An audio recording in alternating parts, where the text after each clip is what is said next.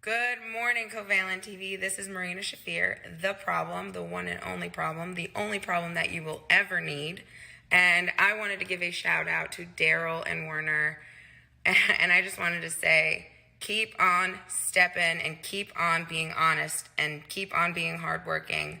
And thank you for supporting me, and thank you for consistently being there for when I am performing. I just want to say thank you and keep doing you. Keep being the honest podcast problem that you are. Take it easy.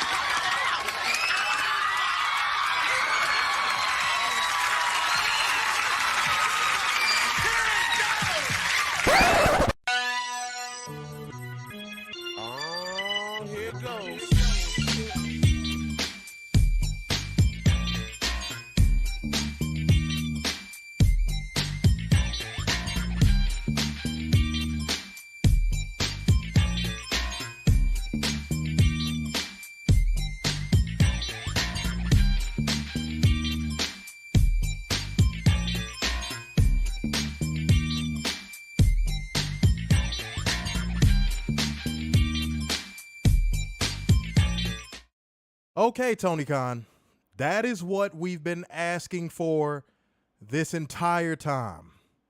How television has been booked for you these past 3 weeks is what we've been asking for this entire fucking time. Tonight especially,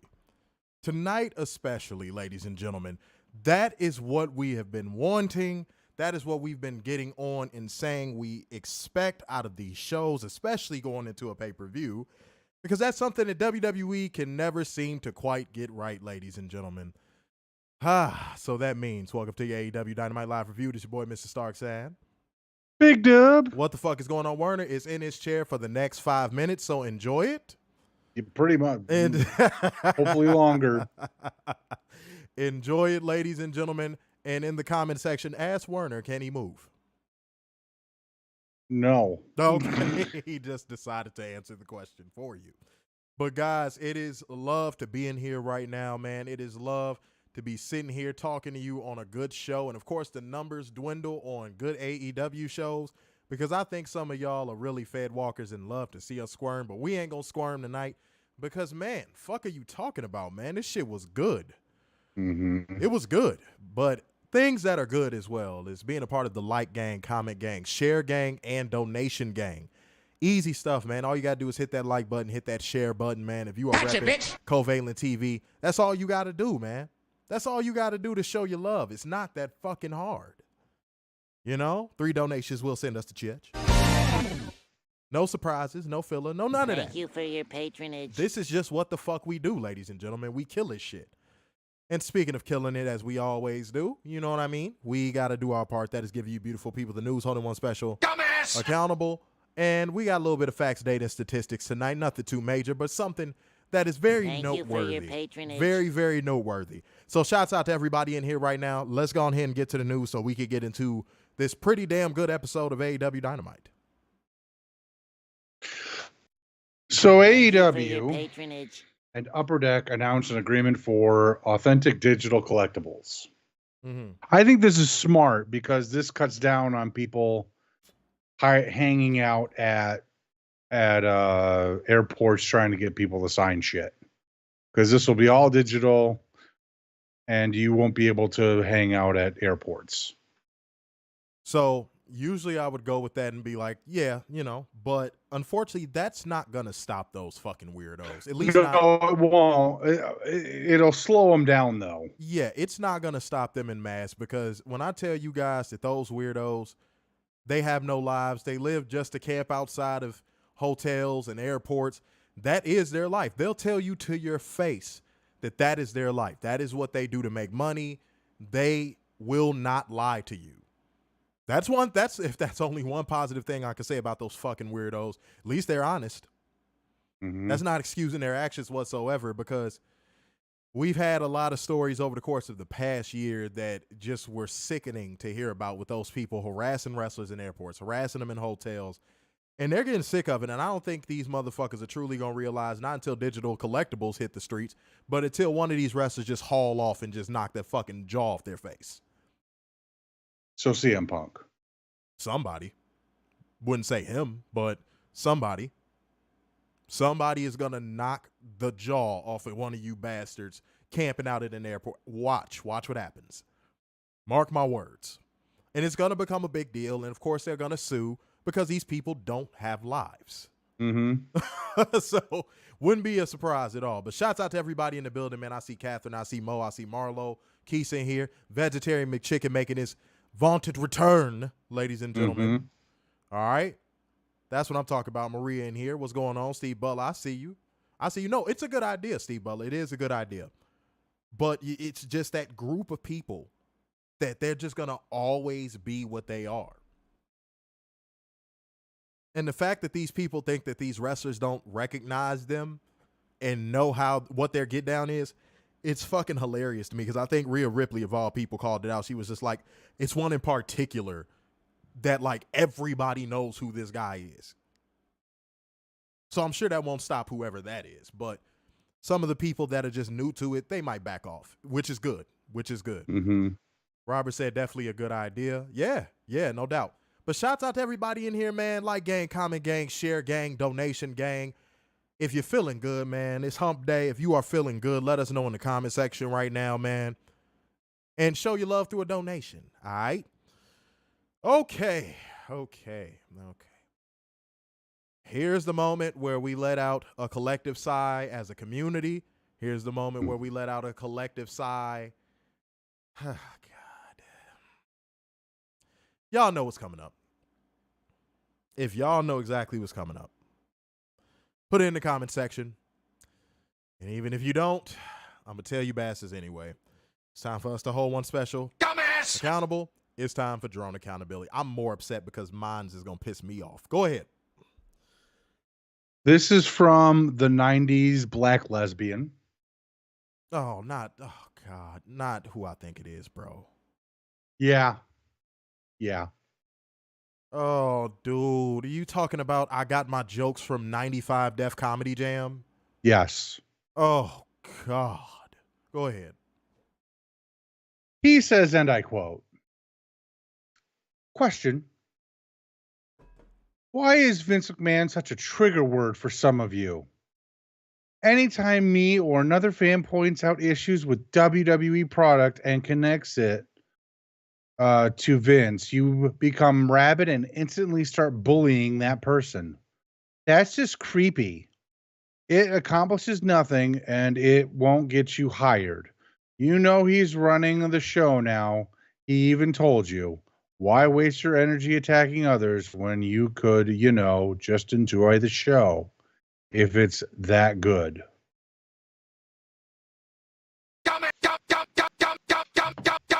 Are we on the same page? Because I don't think Stokely Hathaway said that. No. Then you have to give the actual screen name, because I thought that's who you were talking about. Alex.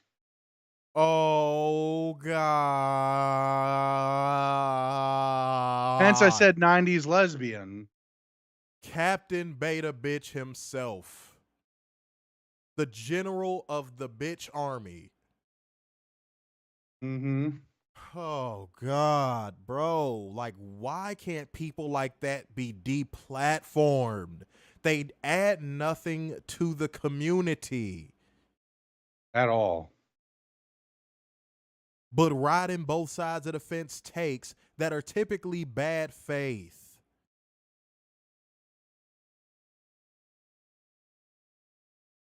Oh, God, dude. At what point does this play both sides of the fence shit get demonetized and deplatformed? At what point does that happen? Because it needs to happen. When it starts happening with politics. Because that's the problem. It's like you go to get wrestling coverage.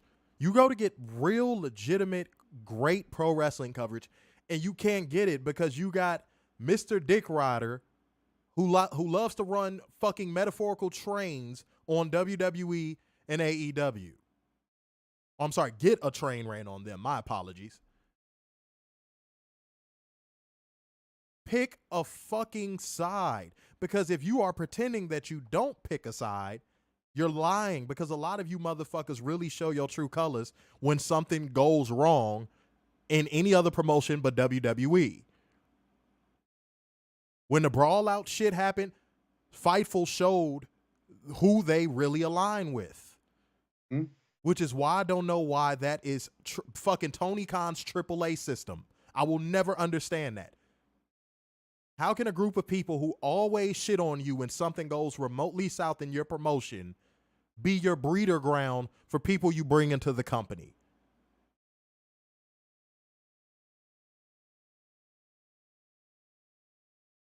These people need to make up their fucking minds and pick a damn struggle, man. I completely agree. Oh, God. And I'm about to give a great example of that, because now it's time for me to hold one special accountable. I'm about to give a great example of that. Y'all really gonna be mind blown at this shit. It blew my mind reading it. All right, y'all. Y'all better get ready for this one. This one comes from BX Savage, chasing 28 seasons. That is a long-ass screen name. What the fuck? I didn't even notice that at first. And he had this to say. This isn't even a drawn accountability. What's going to happen next is. He had this to say. He quoted Meltzer's story saying AEW has made multiple attempts to sign Mercedes Moné and have been unsuccessful. To which he turned around on February 10th of this year before saying that, saying, if you think Meltzer has any sources at all about Mercedes, you're an idiot. I won't sugarcoat it. You're an idiot.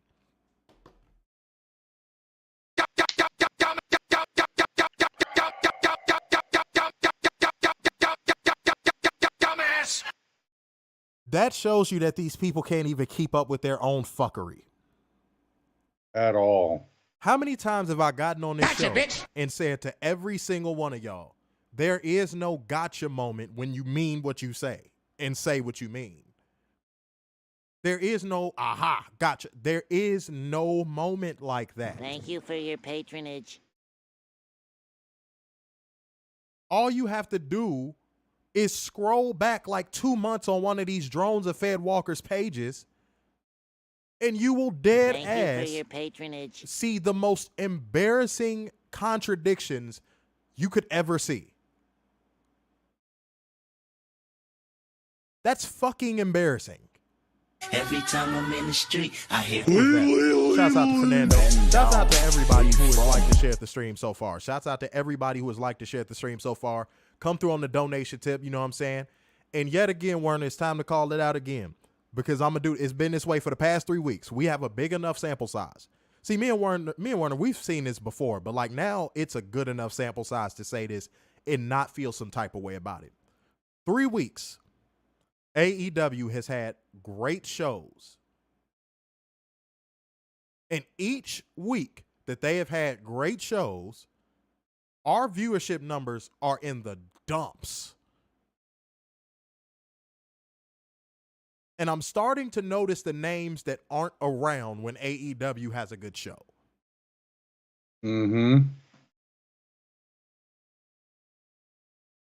If you are ninja watching or you just slid in here, you're probably who I'm talking about.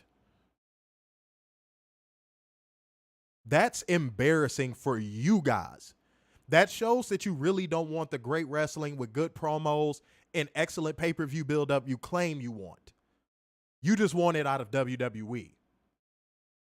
It's like a woman that says she wants a good man that takes her out on dinners and treat her like a princess. It's like the woman that says she wants a good man that takes her out on dinner, treats her like a princess, all that good stuff, but she's with a fuck boy. And then along comes said good man, right? And she's like, "Oh, you're a great friend. You're gonna make some woman happy someday." You know why she's doing that? Because she wants it out of that fuck boy that she's with. Mm-hmm. Okay? That's WWE drones and Fed Walkers in a nutshell. Because I know y'all going to get sick of hearing this ad nauseum, but I don't give a damn. Y'all need to hear it until it sticks. These were the same people that were dead ass like, we need an alternative to WWE. That's the only way it's going to get better. That's the only way we're going to get what we want as fans.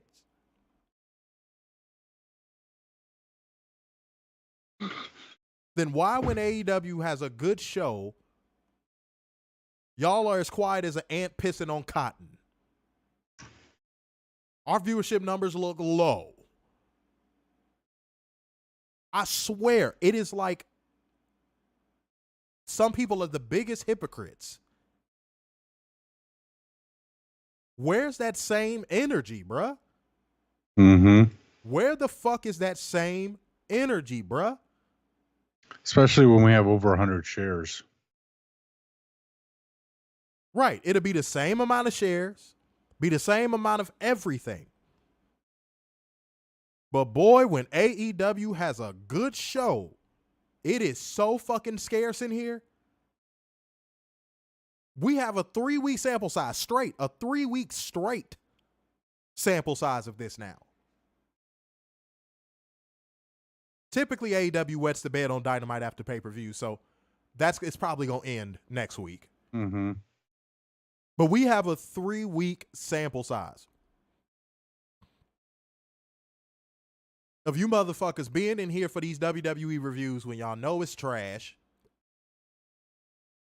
And people might say, why do you care? Let people watch what they want. What's the big deal? What's the big deal? The big deal is, don't say you want better in a WWE review and then you get better on Wednesday and you don't show up.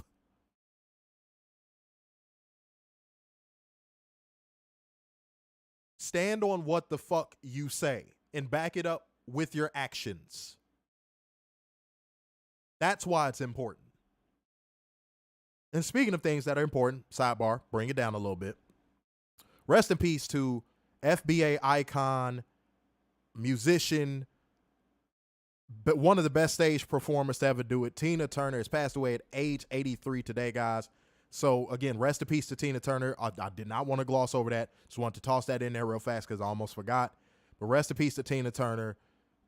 Tragic, tragic loss. You know what I mean? Again, if you know, I mean, she lived a long life. Don't get me wrong, but it's still a tragic loss nonetheless because of what she has meant to, black culture. Hell, she transcended. I mean, everybody loved Tina Turner. Mm-hmm. So yeah, it's sad. It's very, very sad. And hopefully her family, found peace and everything and all, they were able to be around her when she passed, but God bless. God bless. But yeah, just had to get that out of my system before we move on. Whoa, whoa, whoa, whoa, whoa, whoa, whoa, whoa, whoa, whoa, whoa, whoa, whoa, whoa, whoa, whoa, whoa, whoa, whoa, whoa. Hold on. See, William Richardson III, we rock with you. We rock with you.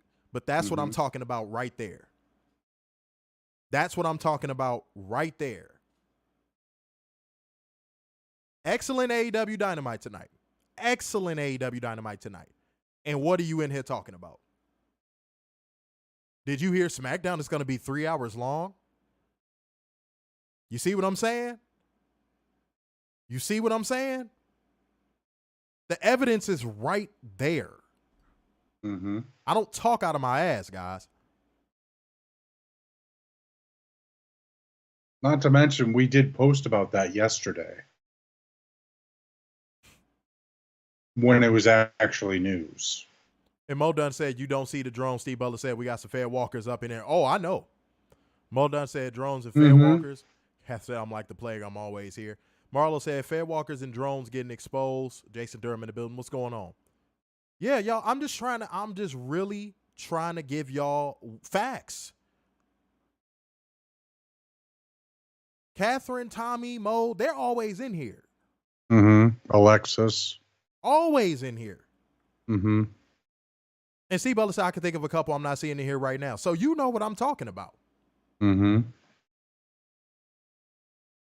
That's a fact. Maria Tina was the original Beyonce. That's a fact. A lot of people do not give her that credit. In regards to stage performance, she was the original Beyonce. She made a lane for a Beyonce. Abso-fucking-lutely. But that's what I'm trying to get at, guys. Oh, and since he wants to touch on that, since William Richardson III wants to bring that into the stream, let's touch on it. We ran a poll on our page, YouTube, Facebook, Twitter, and everyone, for the most part, is in majority of not wanting that third hour for SmackDown. But you know who doesn't care? Oh, I know. Tell them. Mm-hmm.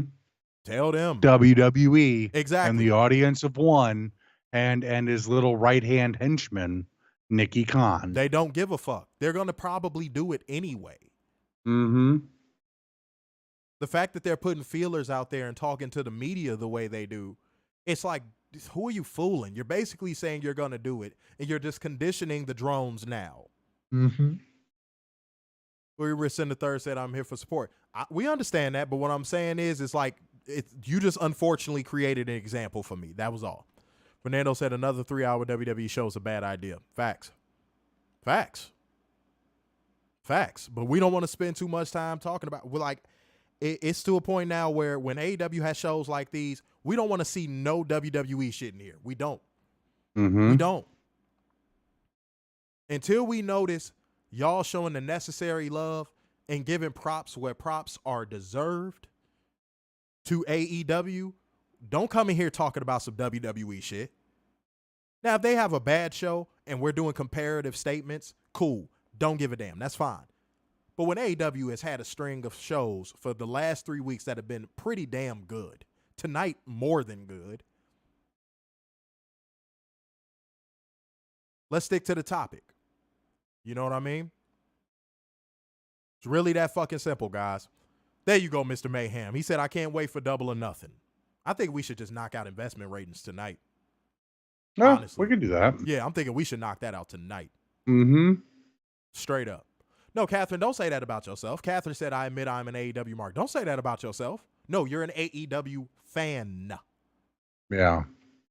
You don't have to say mark. Don't let these people in the fucking Twitter sphere peer pressure you into saying, oh, well, I'm a mark for this. I'm a mark for that. Half these people don't even know what mark means. They don't even know the origin of the fucking phrase. Yeah. So don't do that. You don't have to say that. Straight up. But shouts out to everybody in here, man. Hit that like button. Like gang, comment gang, share gang, and donation gang. Come through heavy, rep heavy. The alert box is back on. We were just trying to cook and it was going a little crazy, so I had to cut it off. But send through those donations, man. Show the necessary love to the show, man. Really that simple. Show the necessary love. Okay? All right. Hold on, let me read one more. Mr. Mayhem said, I'm a fan of AEW and WWE. Ooh. It's impossible. Right now, it's impossible to be a fan of WWE. Like, how can you lay claim to being a fan of WWE in 2023? It's almost like asking to be insulted. Gotcha, bitch. It is. It's almost like asking to be insulted. Walk into a bar full of people and say, I'm a WWE fan. See how they respond. Mm-hmm. Maria said, what is the origin of a mark? So basically, to make a long story short, because Maria, I know you're asking that in bad faith, so I'm going to give you the short answer. I will give the full story, but I'm going to give a short answer. It was basically a term that was initially used by an actual carny that he would place his hand on people's shoulders and back to make it seem like he's being all friendly, but he was actually marking them, literally marking them to show all of the other carnies and all of the other people, this person can be got. That is the origin of a mark. Mm-hmm. That was a carny's way of communicating to the other carnies, you can get money out of this person. This person's an idiot. This person's a dumbass. And it just carried over to professional wrestling. Kind of like MJF. That's so funny to me. Don't ask questions in bad faith, because I could come with it. I'm not one of those people. I'm not one of those people when somebody asks me a question, I go, I'm not one of those people. You could try that on a JD stream. He probably wouldn't know. You could try that on a Fightful stream. They probably wouldn't know, but we know our shit over here. So better luck next time. Jason, Or the 90s lesbian. that boy don't know his dick from his pussy. Fuck you talking about. Jason said, I wouldn't even go to one of their shows if it was free. World's worst entertainment. Trevor Richards said they call you dumb every week. See, here's the problem with that. The shame they have, the process of them going through sign language, shame, insults, guilt, and the need to be right, it's the same thing that women do when they don't want to accept accountability. You know what you just kind of do with those women? Move on. If they have to go to sign language every time to get a point across, move on, because you'll never win. You'll never win. Straight up. So I'm just letting you know. Catherine said Impact has been on fire lately. Yeah, but a lot of these people wouldn't know that, though. A lot of these drones and fan walkers would not know that. They wouldn't. Well, you know, it's kind of funny. Somebody shows up, and all of a sudden, it's on fire. It's like they were already a star. Wow. Would you look at that? I want a church girl that go to church and read your Bible. Tommy getting it started in the building with the $5 donation said, I show up when I can, but I always try to show my support for Covalent TV. Bang, bang, bang. Appreciate bang, that. 2 more donations will send us to church. Tommy, that's real love right there. You know what I mean? You don't even know what capping means. You use capping wrong, Maria. And she said, I was really asking because I didn't know why. Maria, it's almost like a serial killer. If the person has a track record of killing and they get around you, you're going to assume they're going to do what? Exactly. That's you with bad faith fucking questions. If you ask a string of bad faith questions, what do you assume people are going to think when you ask a question? All right, cool. All right. Just thought I'd gone ahead and put that out there. All right, let's go ahead and get to AEW Dynamite, guys, man. We ain't got time for no bad faith shit tonight, man. This was a damn good show. Damn good fucking show, ladies and gentlemen. 21 people between Facebook and YouTube. So let's go ahead and get into this. Okay, we have the AEW International Championship match. No, Warner, we could grin and bear it this time. You know why? Because everything from this point forward on the show went up. That's true. We can grin and bear it tonight. I think we can handle it tonight. Remember what we said. We don't want to be hypocrites. See, we remember what we say. We don't want to be hypocrites. When a show is really, really good, you can kind of almost look away from shit like this. It's hard, but you can do it. But you have to deliver a great show that makes people forget shit like this happened. Otherwise, people are going to be like, fuck this shit. Fuck this shit, I'm out. But Orange Cassidy going against Kyle Fletcher, who, to make a very long story short, ladies and gentlemen, went in there and out-wrestled Orange Cassidy bell to bell like he was fucking Bret Hart and Orange Cassidy was Doink the damn clown.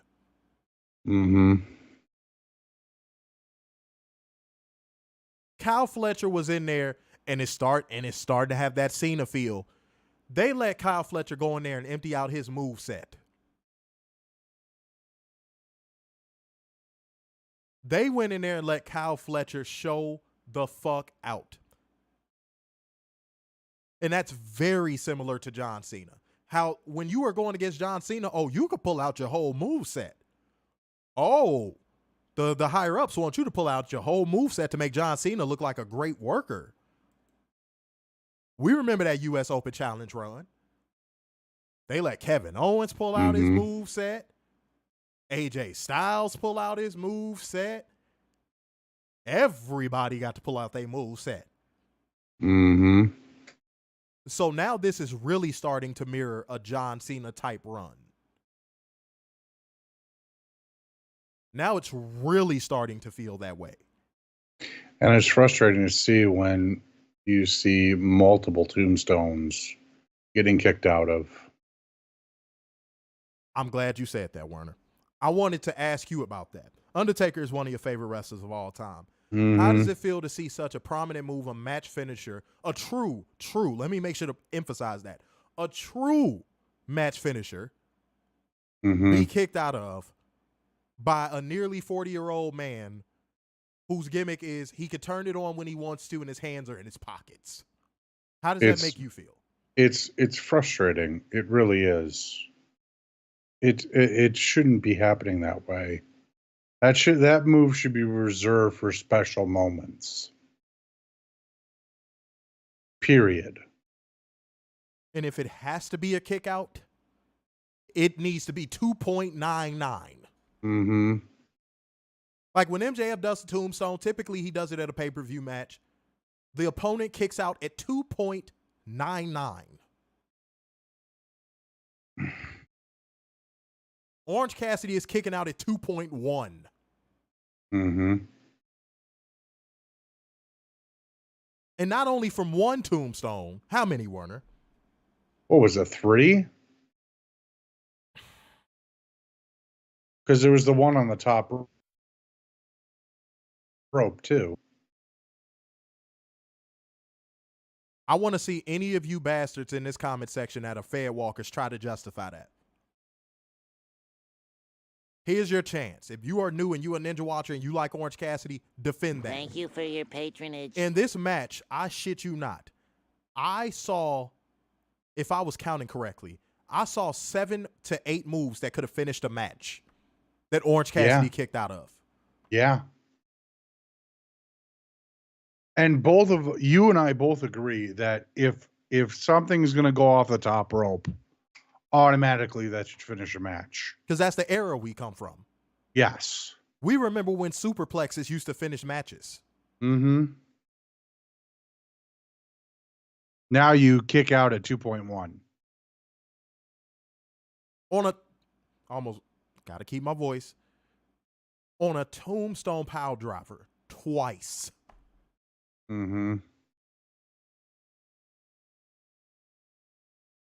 And it's sad to see the super kick also getting bastardized all over the place by everybody. But you noticed this is something that at least AEW has kind of pulled back on. Yes. Super kicks don't finish matches in AEW. They don't even go for the pin after super kicks anymore like that. So apparently somebody back there heard everything we've been saying and they've scaled back on having super kicks not finish matches. But I mean, it reminds me of the 90s when everybody did a DDT. Facts. And everybody did a vertical suplex. Mm-hmm. Hell, even Stone Cold. Yeah.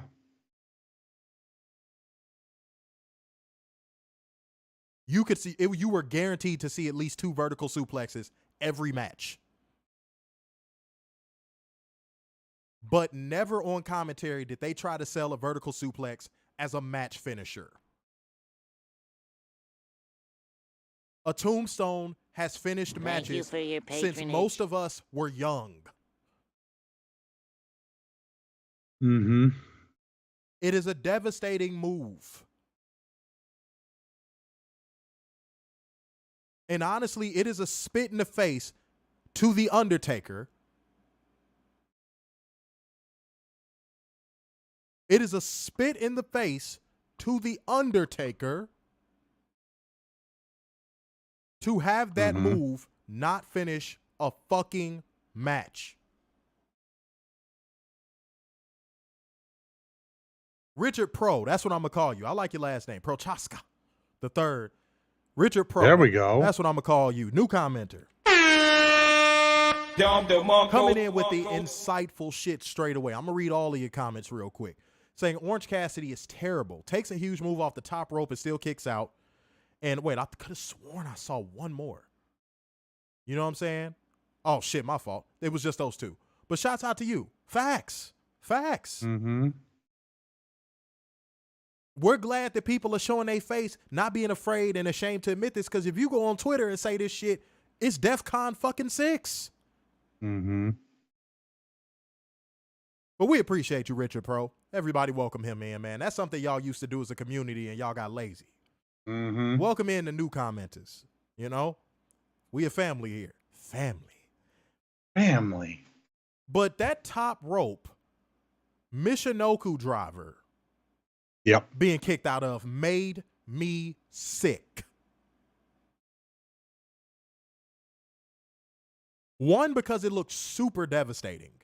Yes. I don't know how he turns into it the way he does, but Kyle Fletcher made that shit look like he fucking broke him in half. Mm-hmm. And let me say this again. Tony Khan is hitching his wagons to a near 40-year-old whose gimmick is he can go when he wants to, and he keeps his hands in his pockets and he doesn't care. Try it. Booty fucking butter. Catherine said, yep, I was yelling, what the fuck? I think we all were. To be fair, I think we all were. Mm-hmm. Toto is back in the building saying, Super Cassie, you got that right. You got that right, goddammit. Mm-hmm. But y'all need to come through real fast. Like gang, comment gang, share gang, donation gang. 2 more donations to send us the chips. Tommy kicked us off, okay? Mm-hmm.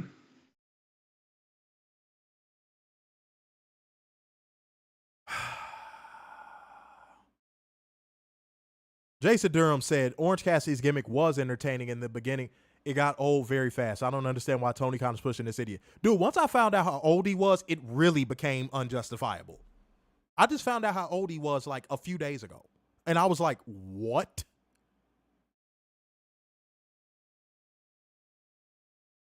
Holy shit.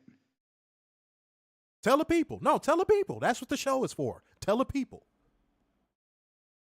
He is 39 years old. Like I said, near 40 years old. Now, how do you feel about his push, Werner? Now, how do you feel about his push? Why? You're hitching your wagons to an almost 40-year-old whose gimmick is to not care, and he puts his hands in his fucking pockets. He was trained by Chris Hero and Mike Quackenbush.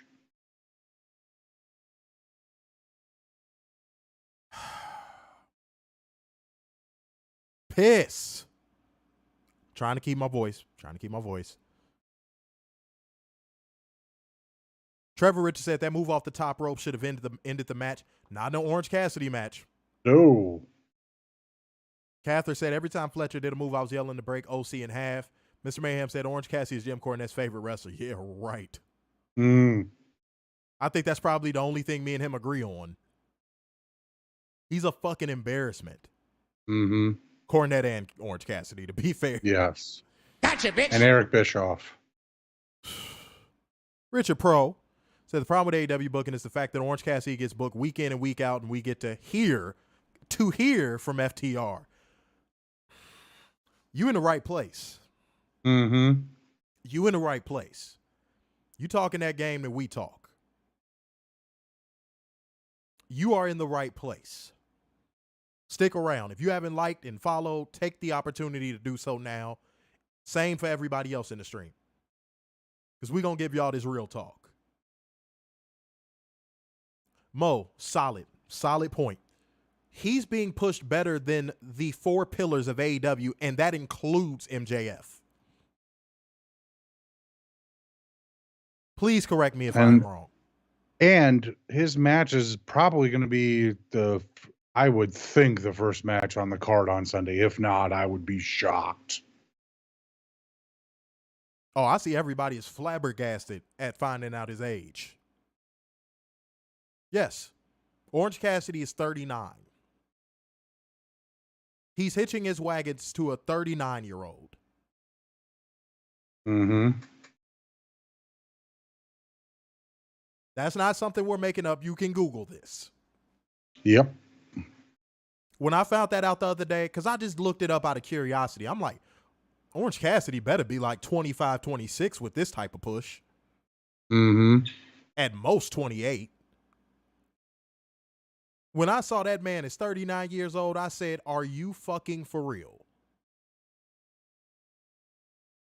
William Richardson III, no skipping ahead, bro. You've been in our streams enough to know that. No skipping ahead, man. Come on now. I wonder if this is going to be his only push. Why do you say that? Why do you think this is going to be his only push? I don't know. Just gut. I feel like this is what's going to happen with the Acclaimed. I think the Acclaimed got their moment. Right. And that's that. They're gonna be that little act that comes out and pops the little indie sector of the crowd every now and again. But I don't. Which tonight's crowd was ass. And I think, oh hell yeah, they were. And it's a couple moments we gonna get to that proves that shit. Oh my god. Oh my god. Oh god, were they fucking ass tonight? There you go, Richard Pro said. Hits his wagon. Tony Khan is flat out Oregon Trail in Orange Cassidy. Yeah, no, he's taking this shit cross country for sure. And it makes no sense. He's gonna die of dysentery. It's not even justifiable. No.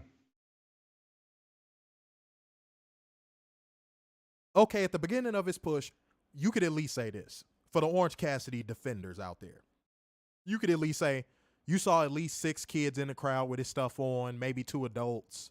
Mm-hmm. You saw his shirts in the crowd everywhere. You saw the Orange Cassidy signs in the crowd everywhere. You don't even see that anymore. No. You don't even see kids dress up like Darby anymore. That's Tony Khan's fault. Yeah. Gotcha, bitch. That's all Tony Khan's fault. Straight up. Steve Butler, you know your shit. You know your shit. You are 100% correct. Vegas and Nashville are Impact territory. Mm-hmm. You know your shit. Vegas and Nashville are Impact territory. You come there, you better bring it. You got that right. Mo Dunn said, don't think so, Werner. Then why not have him lose 1-on-1 instead of a 21 blackjack match? Because they have to make it impossible with the way he's been winning all these fucking matches.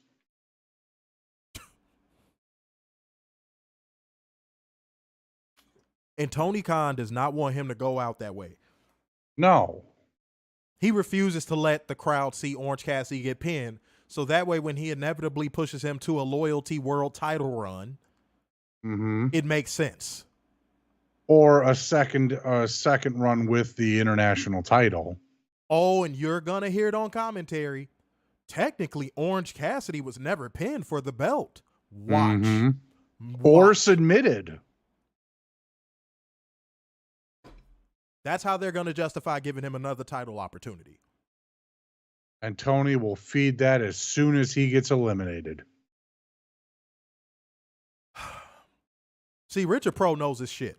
Says, crowd was terrible tonight. A taste of things to come for Double or Nothing, ? Tickets are being sold for $40 for 4 tickets. You want to know why? AEW, for some reason with this pay-per-view, they put the key in the ignition, turned the car on, but didn't pull out the fucking garage until like the past few weeks. Yeah. If they would have had this sense of urgency for the past 6 to 7 weeks, this event would have been sold out. Tony's never going to get back to Revolution 2020. Let's just be real. Because let's be honest. That was like an 8-week fire buildup. Yeah, because we were given 9s, 10s consistently. Yeah. For about a month and a half. Come on, man. What are we talking about? And then the pay-per-view itself. Oh my God. Unforgettable. You want to talk about unforgettable? Unforgettable. Jason Durham said, I can see if Orange Cassidy was selling merch, and I would say they have a good reason to push him, but he's not even selling his products. Other than that, he's not even selling his wrestling moves. You got that shit right. That too, Mo Dunce, that's a good one, saying waited too long to announce matches. That's what I'm saying. They put the key in the ignition, turned the car on, and just sat in the garage. And you know what happens if you do that for too long. Mm-hmm. Oh, man, y'all spitting fire tonight. What got into y'all tonight? Catherine said, I love me some Tony Khan, but his loyalty to certain people are going to be his downfall. Y'all cooking tonight. Y'all are cooking tonight. This is what we want to see in this comment section. But let's keep going, guys. Let's keep going. So, real quick, I just looked on Shop AEW. Orange Cassidy is not in the top 10.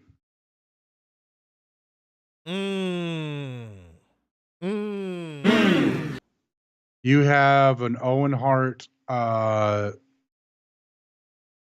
figure at number 1, Malachi Black at number 2, a poster for Double or Nothing 2020 when it was Mox versus Mr. Brody Lee, an Adam Cole Bebe bobblehead brawler for $49.99. Mr. Brody Lee Unmatched 6, $24.99. That's number 5.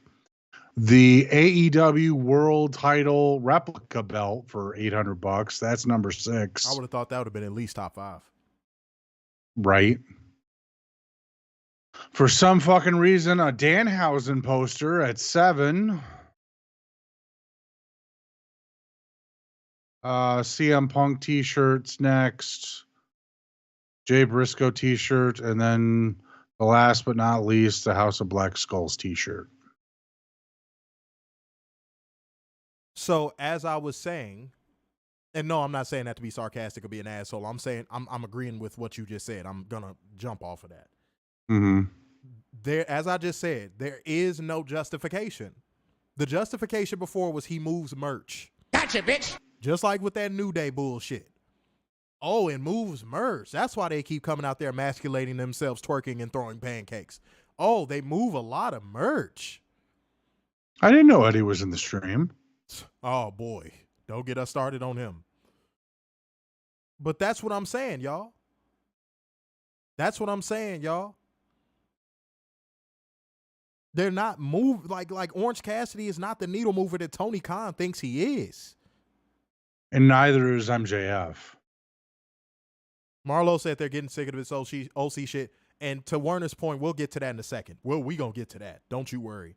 Mo Dunn said House of Black in there twice. Yes, because House of Black is a product and an entity that people want to invest in. Tony Khan keeps trying to tell you, no, look over here. Here's Orange Cassidy. And the crowd's like, no, we like this House of Black shit. We like this CM Punk shit.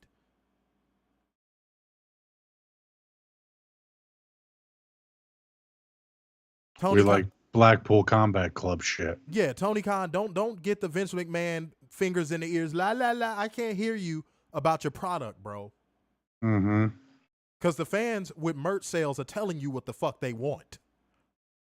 Which, by the way, you know who else isn't in the top 10? Who is that? Chris Jericho. Gotcha, bitch. You can't make this shit up. Bruh. You cannot make this shit up. All we do is give y'all the real numbers, man. Hold on, wait. Catherine came through with the one schmackaroo on the Cash App saying, for being awesome guys. We appreciate that, guys. Show us the necessary love. Follow Catherine's lead. We got one more donation to go to church, but let's keep it going past that, guys. Send through your donations on the Streamlabs link or the Cash App. We will shout you out. You know what I'm saying? Justin Fleming said, I don't feel sorry for Britt Baker. Oh, we're going to get to Britt Baker. She ain't on the show, but we'll talk about Britt. Thank God. That was a highlight. Her not on the fucking show. And Mo Dunn said fans would have been huge behind a Buddy win over Orange Cassidy. Agreed.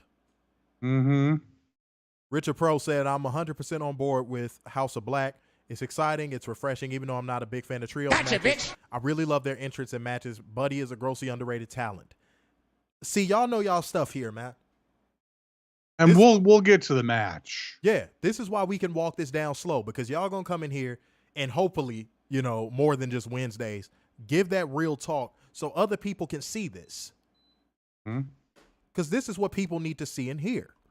Okay? Oh, God. But backstage after the match, that Orange Cassidy fucking won. For no fucking reason. With a fruit roll-up. Yep. And after kicking out of like 8 finishers. We go to Ricky Starks backstage. And Jay White and Juice Robinson beat him down to continue that rivalry, despite the announcement that he will compete in the aforementioned Battle Royal. I am praying to God that Jay White is in that Battle Royal and he wins. And that Ricky Starks Jay White feud is over the title. Bitch. Going into whatchamacallit. All in. All in. I mean, we do have Forbidden Door in between. Good.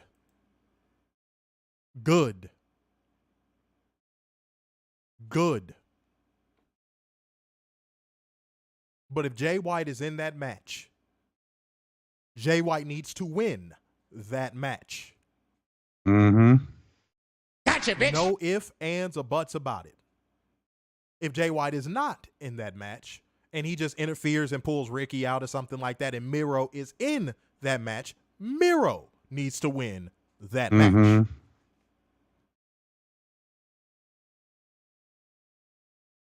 And we can go on and on and on. If Miro isn't in that match and Pac is in that match, Pac needs to win that match. Mm-hmm. Gotcha, bitch. Let us know if y'all agree, man. And yes, Aussie Open is all elite, which is something we love to see. And you know what I think Tony Khan is doing? And I don't think New Japan is even mad at him. Tony Khan is keeping it in the family. Do you know what I mean by that? He is signing wrestlers that were previously with New Japan. Maybe they couldn't agree on a number, whatever the case may be. But he's probably on the phone with New Japan like, look, I'll sign him. I'll give them the number thereafter, and they'll still be able to work your shows. We'll make sure that they show up when they should. Yep. You know, that's what I think Tony Khan is doing. That is something you will never see WWE do with any other promotion. Ever. And I think that's just going to help build up that New Japan strong brand. Agreed. I think what Tony Khan is doing in that regard is a beautiful thing. Mm-hmm. I think what he is doing is a beautiful thing. After years of not seeing that from a wrestling promotion, to actually see it is a good thing. And this is why I hope Tony Khan repairs his relationship with Impact Wrestling, because maybe we'll see Jordan Grace, Deonna Purrazzo show up on AEW and eventually probably become all elite and still be able to work a Bound for Glory, still be able to work an Under Siege, still be able to work, you know, like that's what wrestling is all about. Maybe Deonna wins the world title. Which nobody would blink an eye at. People would be happy about that. Maybe I'm there in the front row when that happens. Maybe you're naked. Who knows? But that's a possibility. Oh, God. Oh, my God. No. No.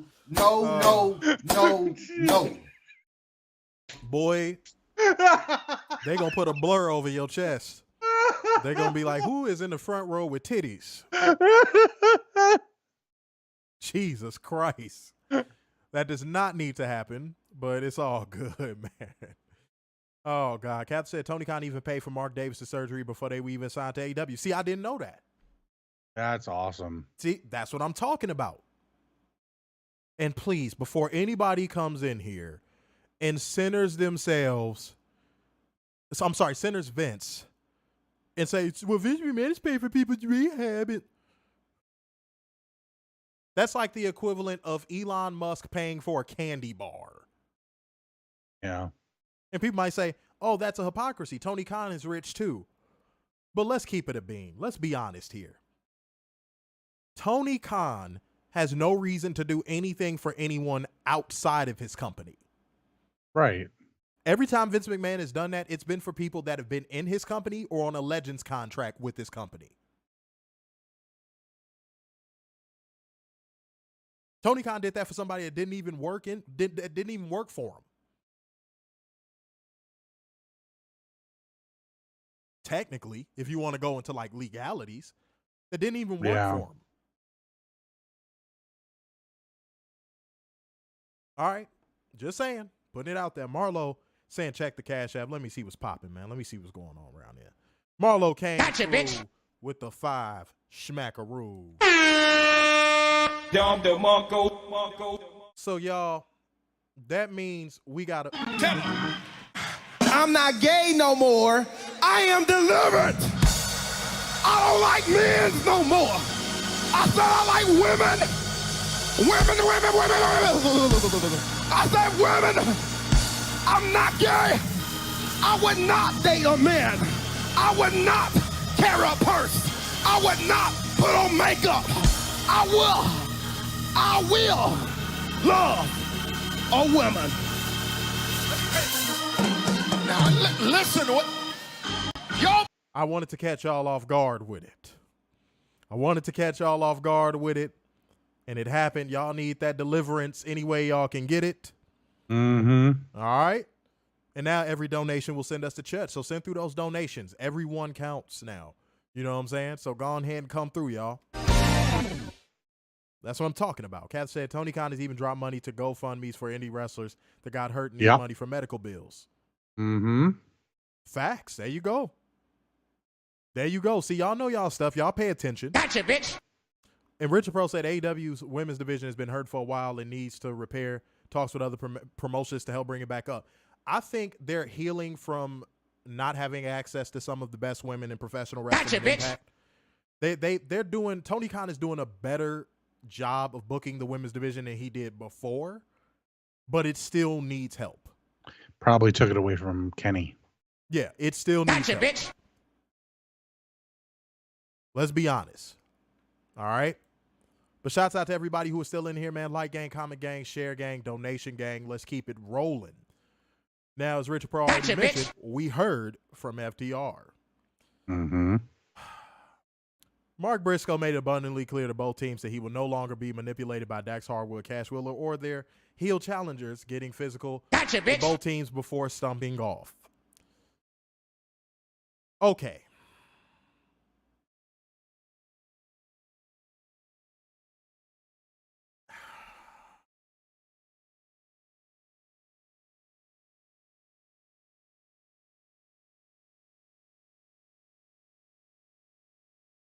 This FTR, Jay Lethal, and Jeff Jarrett fighting for the custody of Mark Briscoe thing seems so childish and so amateur and so Bush League. Yeah. And you know it's bad when the person who's not even competing on Sunday made this segment actually somewhat deliver, and that was Mark Briscoe. Mark Briscoe was acting his ass off in this segment. I think Mark Briscoe did a damn good job. But because his storyline is so baseless and so stupid, it almost kills the effort. Gotcha, bitch. And I mean, you had a couple good lines in there. Dax Harwood with the "you broken a million damn guitars and you still can't stay relevant" to Jeff Jarrett was an okay line. And then Dax Harwood had also told Mark Briscoe, "Last year we went to war with you and your brother 3 times, and this time we go to war for you." Okay. Decent line. And Mark Briscoe saying he's not going to be in the middle of this bullshit no more. I think that's what he said. I could be wrong. To Jay Lethal on the ramp. Good stuff. But I hate too little too late. Yeah, but I hate that this storyline has just been built the way it is, because this could have been so much better, man. Mm-hmm. And Mo Dunn said, put this on the buy-in, not the main pay-per-view. I agree. I don't disagree. That and the Battle Royal.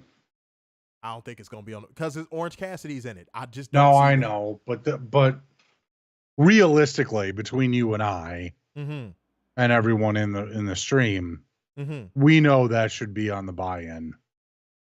But wait, hold on. People saying Mark Briscoe slapping everybody was good. Yeah, hey, man, facts. I mean, shit, he was treating them like they was his brothers. Mm-hmm. Rich Pro said, best tag team in the world, and this is where we're at. Don't get me wrong. I want Lethal and Jarrett to be really good and to help put over talent in that division, but Jay and Jeff are stooping to AEW's level with stupid storylines to go nowhere. Agreed.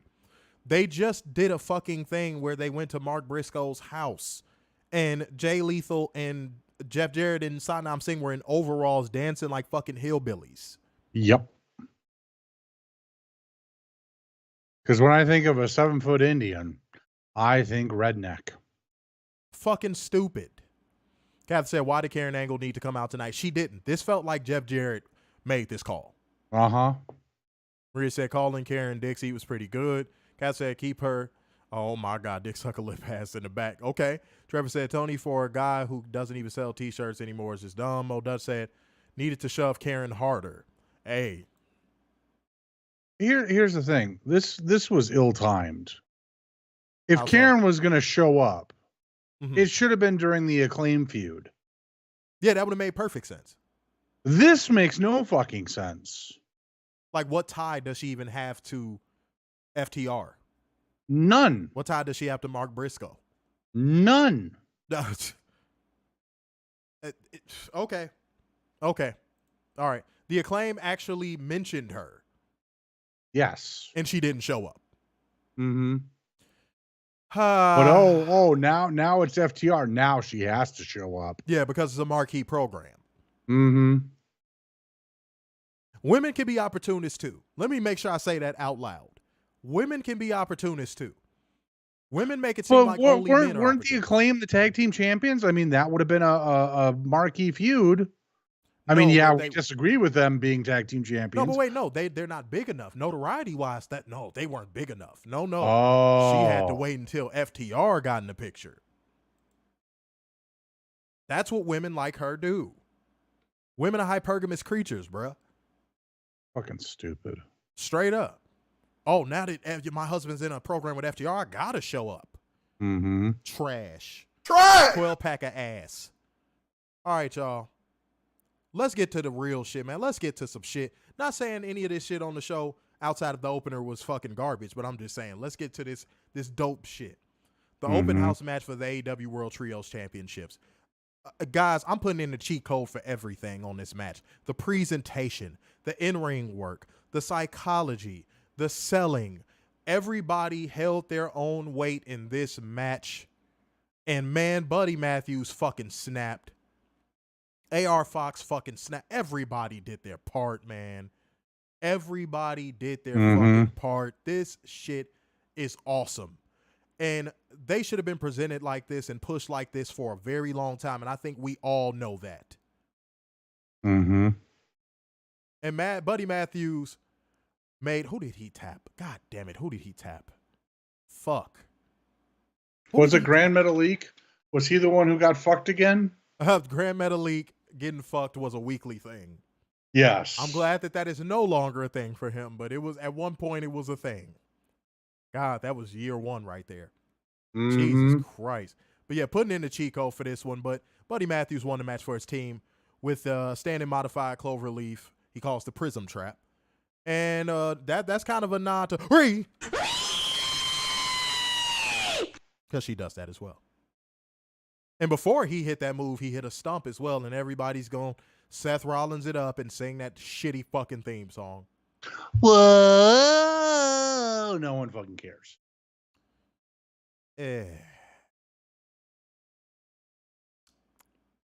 Jesus fucking Christ.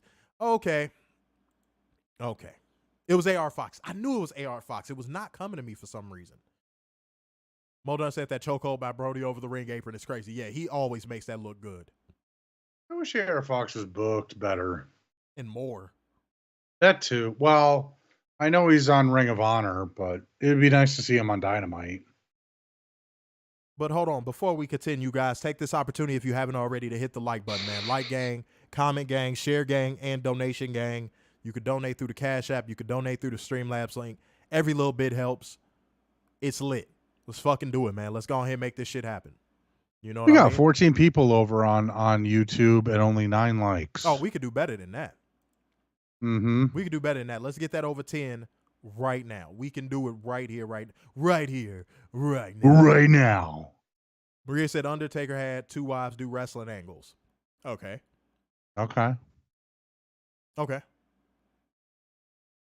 One could actually wrestle. Karen as Jarrett, a former Divas champion. Karen Jarrett is just a cum-guzzling dick whistler. Yeah. So, yeah. Who got her ass handed to her by China and Perk Angle. Oh, well, shouts out to Perk Angle. Yeah. Miss Durham said, I would really love to stay for the rest of the stream. I'm falling asleep, guys. Very tired from working a lot of hours. I love you guys. You're the best at what you're doing. You know, appreciate that, man. We'll see you Sunday. That. Yeah. Well, Saturday, too. Yeah. Oh, by the way, guys, again, programming note in case you missed it. You know what I'm saying? Friday, we got SmackDown. Is Rampage coming on at a weird time this week? It is apparently going to be on at midnight. Saturday. Fuck no. We're not doing Into that. Sunday. Not like Friday into Saturday. Saturday into Sunday. Yeah, I don't think so. Yeah. So the Night of Champions review will be done by me. I'm going to come here and I'm going to give y'all that review. It's probably going to be a quick one, probably a little bit under an hour. So be on the lookout for that. We'll be going live and going ahead and covering that. You dig? Okay. Mm-hmm. And then Sunday, obviously Double or Nothing. Y'all know what's going on. Mm-hmm. Y'all know what the fuck is going on, man. Come on. Rich Pro said, got to give it up to my man, buddy. He got all that talent. Got Rhea Ripley on him nightly. Mad props. Well, yeah, shouts out to Rhea. Don't tell that to the drones, though. Yeah, no, don't do that. Don't do that. Yeah. Okay, guys. I'm going to be honest. Because apparently, her Yeah. and Dom Dom are going to get married.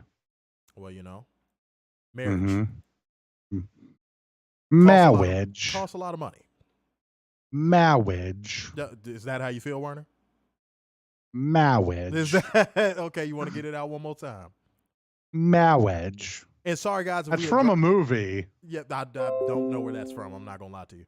Really? Yeah, don't. Andre the Giant was in this movie. Oh, okay. I got you. Never mind. But y'all, if the frames are dropping, so sorry about that. But as long as we alive, that's all I care about. Okay. Let's keep rolling. I'm gonna pull a Uno card and exercise a skip on the fucking MJF promo. I can't. It was only one line he said that I even remotely liked. And when he said, I want to lock Jungle Boy in an echo chamber and let him talk so he could bore himself to death. That was probably the only line like in the promo where I was just like, oh, okay, that was cool. Everything else. You got Darby Allin repeating himself. Mm-hmm. Like it fell so flat. Mm-hmm. This just fell flat. So I'm sorry, guys, but I'm gonna exercise a skip on this one. What's wrong? Richard Pro said, please let Dom and Rhea's wedding be in prison. I need that in my life. Oh, the one teardrop. You know what I'm saying? Got to make it happen. Maria, were you not listening? Did Maria not hear what we just said? What said- clash? I just said that I'm going to actually take time out of my day on Saturday Mm-hmm. and review Clash. Night of Champions, whatever it's called. It's actually called Night of Champions. Why is she saying Clash? I don't know. Maybe she's hoping that Drew McIntyre and Tyson Fury will sing again. Sure. Well, Mo Dunn said that was a great line. Yeah, no, MJF, that echo chamber line was good. I got to give credit where credit. That I'll agree with. That's Yeah. the one time MJF actually did something remotely good. Because honestly, Jungle Boy is pretty boring Yes. when he talks. Yes. He Butler said Andre ran up a bar tab of $40K during the filming of that movie. Holy shit. Damn. Marlo Well, said he did like to drink. Yes, he did. Marlo said, who's eventually going to get that belt off of MJF? Is it sad that I could say, like, I honestly don't know at this point? If AEW wants I to honestly don't care, just as long as it's somebody. but wait, Well, besides Orange Cassidy. if AEW wants to do something that shocks the fuck out of everyone, they have him lose the belt on Sunday. Yeah. If they want to steal headlines on the week of professional wrestling afterwards, have MJF drop that belt. And it would make sense, and it would really play up the bidding war of 2024. Straight up. But hey, what do we know? Fernando said, I think this Battle of the Pillars is very uninteresting. Yeah, the Richard Pro said same thing. Yeah, facts. Facts.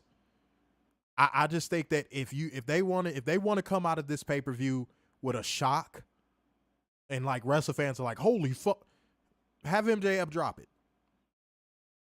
Because him dropping it to Adam Cole, I mean, I don't know. I don't know how I feel about that anymore. It just kind of feels like the train left the station on that one. I don't know. I don't know. Fernando said Kenny has to be the one to do it. Why does Kenny have to be the one to do it?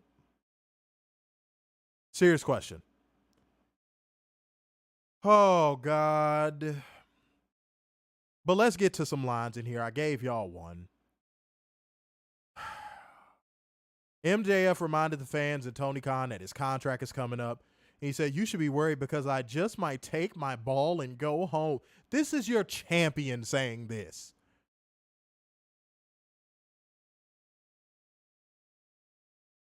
Sammy Guevara made the save for Darby Allin, who cut the most redundant promo in the history of AEW. Made the save for Darby Allin, who suffered a low blow, and Jungle Boy laid MJF out on the ramp to end the segment, guys. Mm-hmm. Next up, the crowd. Here was another moment where the crowd just let me all the way down. Lady Frost made her AEW debut tonight. If you knew the path that she's had to take to get to this point. Yeah. And the disappointment she's received and all that. Just even seeing her here was dope. And the crowd really should have gave her a better reaction. But this fucking crowd didn't give a shit. And as a result, and people think this is not a thing. People think this is not a thing. Sometimes when crowds are really ass, it affects the wrestlers in ring. Mm-hmm. This match was that. Taya Valkyrie and Lady Frost, they weren't in the ring laying an egg. They weren't. It's just that you could tell at a certain point of the match, Taya Valkyrie was just like, let's just get through this. Like, the crowd's not feeling this. Let's just get through this. You know what I mean? And that was what it was. And then having Jade Cargill and Layla Gray come out there with Mark Sterling during the match, that's just lazy storytelling. Yes. That's lazy storytelling. But these ladies deserve much better because they did go out there and try and put on a great match. So props to both of these ladies. And yeah, this build-up could have been much better.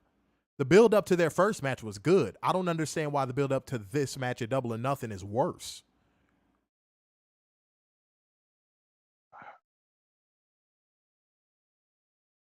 I don't understand that. I don't either.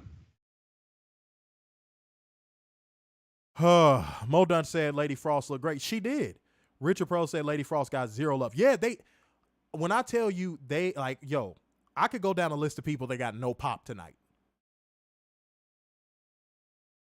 And she's on that list. MJF is on that list as well. MJF got that little initial, yay. But after that, they just kind of died. Which, if he's your top heel, that should not be happening. Straight up. This is just being honest. Darby Allin barely got a pop tonight. House of Black barely got a pop tonight. People that should get the best pops did not get them tonight.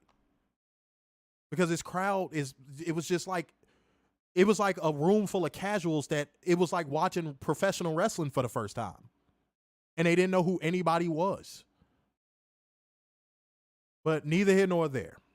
Tony Khan afterwards announced the debut of AEW Collision on June 17th will take place in Chicago at the United Center. I'm going to try to make that by any means necessary. Because that's going to be a hot crowd. Mm-hmm. And yeah, the headlines are going to be running. The headlines are going to be running about this all the way leading up to it. So just get ready for that. Yeah. All right. Kat said because people don't want Jay to lose to Taya, they want Stat to dethrone Jay. So you think, okay, so Catherine, you think it's they don't take Taya seriously or care for Taya thing?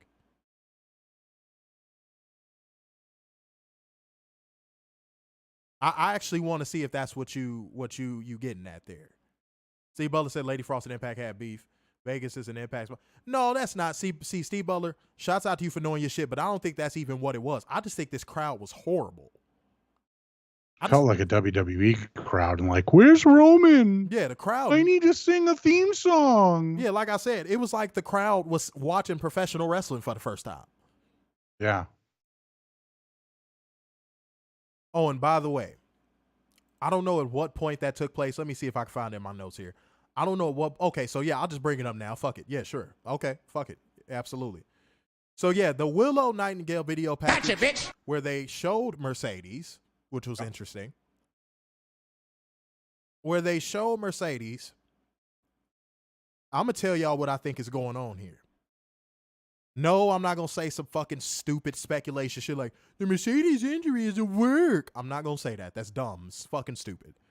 But That's if something Alex would say. Yeah, but if Mercedes injury isn't a broken ankle and it's probably like, let's say it's just a really high grade sprain. Mm-hmm. Thank you for your Who's to say patronage. we don't get Willow versus Mercedes at Forbidden Door? Right. Who's to say? Who's to say we don't get the rematch and Mercedes wins? I just thought that them showing Mercedes in the video package was very intriguing. They could have easily just shown Willow's promo. Mm-hmm. Which was a good promo. Yeah, it was. So I found that very interesting that they highlighted the belt and who she beat for it. Mm-hmm.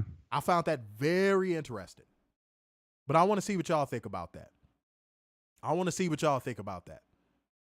Marlo And said, sometimes a sprain can feel like a break. For real.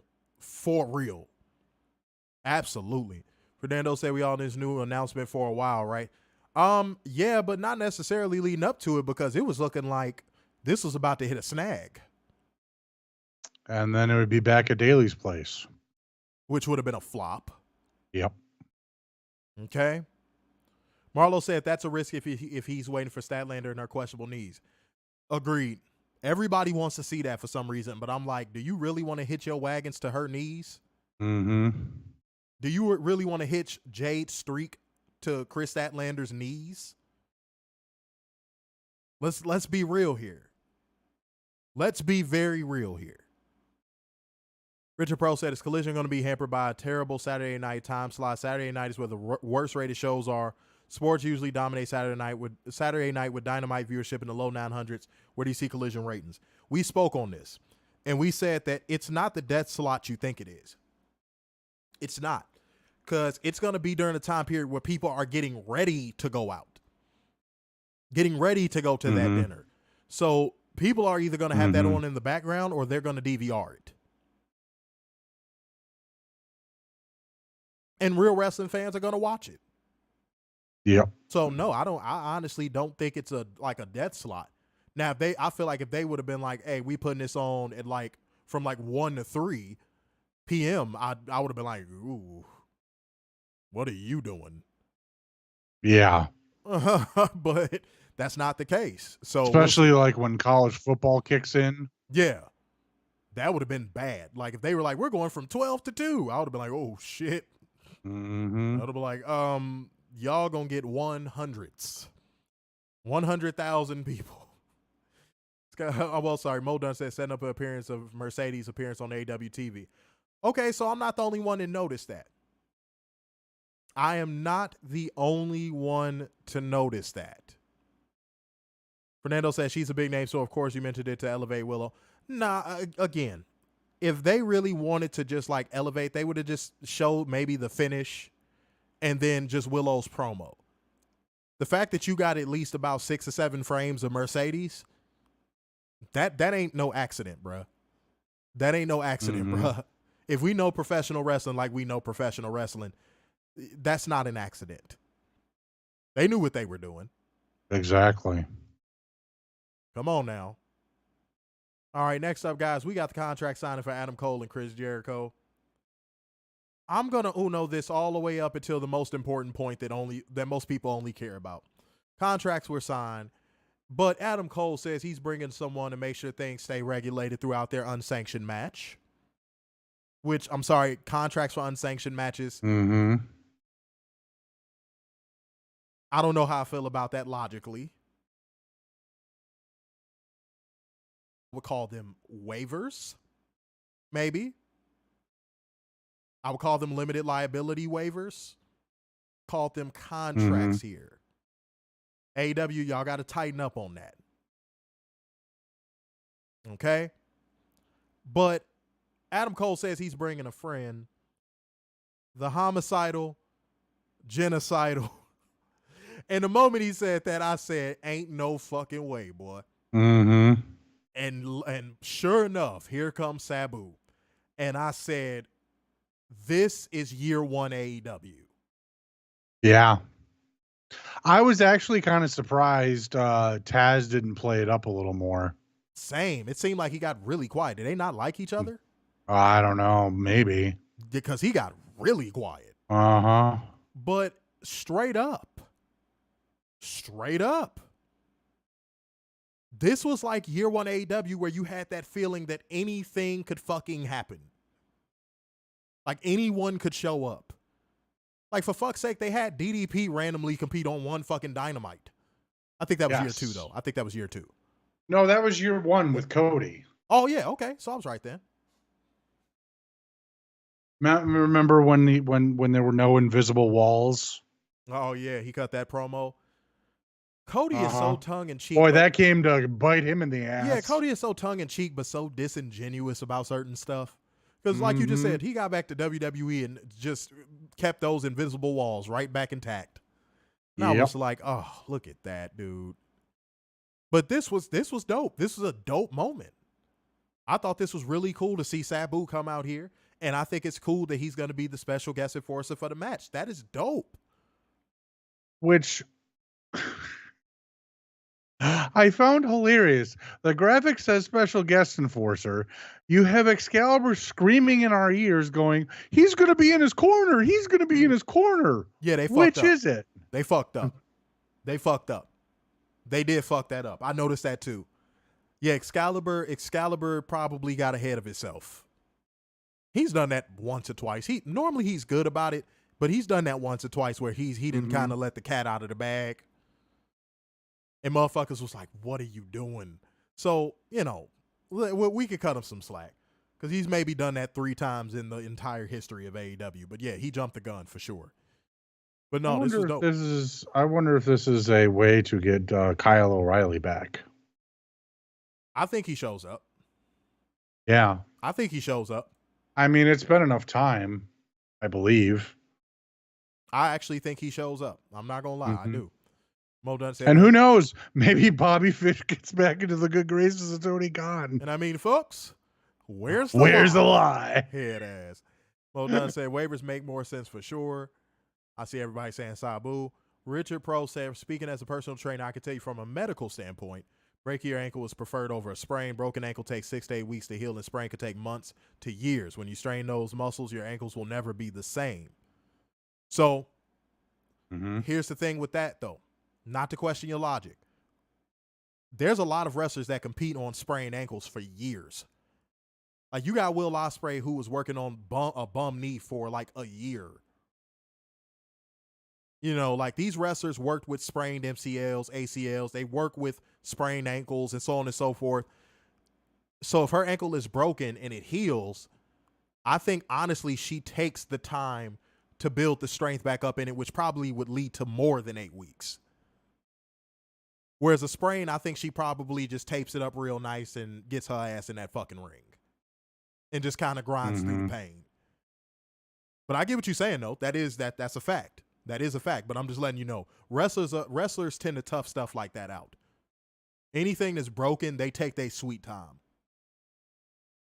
So, you know, shouts out to you. We appreciate you dropping that knowledge, though. Tommy said, I was shocked to see Sabu. C-Butler said, good to see Sabu return from his stroke. Yeah, shouts out to him. I'm glad he recovered from that. Catherine said, logically, they signed it saying AEW is irresponsible, but yeah, they called it something else. C-Butler said, Taz and Sabu have beef. Oh, so they do. So they do. Okay. That's what I thought, because he got mad quiet. Mad quiet. Like, you would have thought he would have been going nuts. It was like you didn't even notice he was on commentary when Sabu came out. Fernando said, I really pop for this. I'm the biggest Sabu fan. Every match you see where someone is put through a table is because of Sabu. The Dudleys copied him big time. Yeah, but don't say that to Bully Ray, because if you say Bully Ray's career is a giant ripoff of everyone else's, he'll get in his feelings. Oh. So, no, you can't say that too loud. You cannot say that too loud. Okay? All right, y'all. Oh, God, I don't want to do this. But I can't do it to Roderick Strong. Roderick Strong versus Daniel Garcia. I'm just going to flat out say this. I'm going to exercise a skip for this one, too. I am going to just be completely fucking honest. Everything that y'all think Daniel Garcia is, Roderick Strong is. Mm-hmm. Let me say that again. Everything that y'all think Daniel Garcia is, Roderick Strong actually is. And now that Roderick Strong is there, what need does AEW have for Daniel Garcia? Exactly. And I mean that sincerely. That is a sincere question. I am not asking that in bad faith. I mean that sincerely. Now that Roderick Strong is there, who on their right fucking rocker thinks that Daniel Garcia needs to be in that promotion?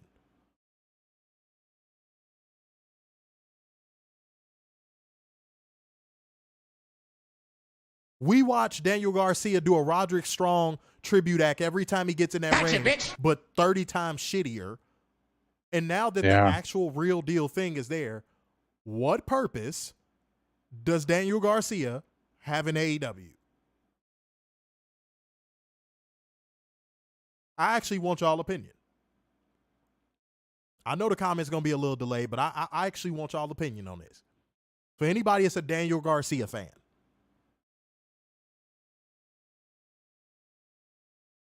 I honestly felt that way when they got Bryan Danielson. I'm like, why is Daniel Garcia still there? Mm-hmm. He's doing a Roderick Strong, Bryan Danielson tribute act that's way shittier. Not only that, Wheeler Yutas passed him up. Yeah. But they treat Wheeler Yuta like how Daniel Garcia should be treated. Mm-hmm.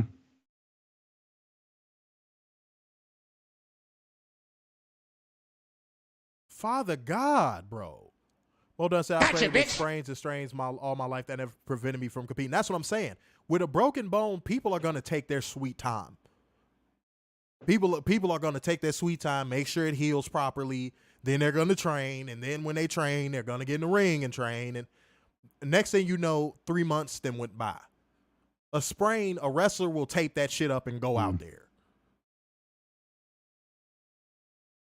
So I'm actually hoping it's just a sprain, because eventually it's just gonna go away on its own. She's gonna have to ice it every night, but it'll eventually go away on its own. Shouts out to Richard Pro, who said I subbed to your channel and put notifications on. See you both this weekend. Shouts out to you. We appreciate that, guys. Thank you. We wish everybody else in our comment section do. No, I'm playing, man. Right. Don't forget to share our news stories. Whoa, hold on. I know no one else does. Catherine just said something that I'm sorry, that's horse shit. She said if Garcia had personality, it might be better. No, it wouldn't. No. He still looks like a fucking 10th grader. He still has the presence of Barney the fucking dinosaur. Mm-hmm. That won't change. Oh, and something else. Modon said it was tape it up and let's go. A lot of NFL players compete with low-grade sprains. High-grade sprains, you might need to take a couple weeks and, like, chill. But, like, low-grade sprains, players play with that through whole seasons. But Roderick Strong obviously carried this fucking match. Obviously made Daniel Garcia look like the bum that he is. And Daniel Garcia, at one point in this match, did one of the zestiest fucking dances I have ever seen. Because that's sports entertainment for you. He was dancing like John Travolta off of Molly. What the fuck was that? It's like he knows his value is tanked, so he's just like, fuck it, I'm just going to go out here and do anything. Mm-hmm. Y'all remember what EC3 was doing right before he got released from WWE? He would just be in the back of every segment just looking like, fuck this shit. I'm going to get myself over. I'm going to look like I'm not interested in none of this shit. Mm-hmm. That's what I think Daniel Garcia is going to start to do, because now he's realizing, like, now that real talent is walking through the door, my use is going down. Mm-hmm. And it shouldn't take for better talent coming through the door for people like Daniel Garcia to be pushed off the fucking card. Tony Khan should just see him go out there and perform a couple times. See how the crowd reacts to him and go, okay, you're not what I thought you were. I'm going to pull back on you. But instead, he does that to the people that are actually over.